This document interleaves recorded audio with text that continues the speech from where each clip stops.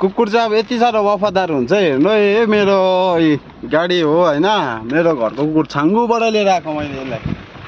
अब छाङ्गुबाट लिएर आएको कुकुर होइन, यति साह्रो वफादार।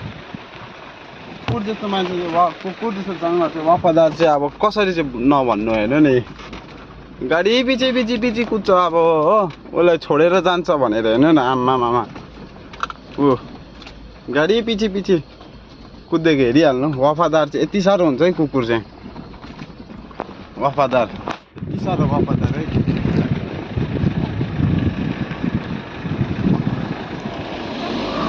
वफादार चाहिँ कुकुरको वफादार चाहिँ कसले सक्नु। हेर्नु नि अब गाडी पछि कुद्छ।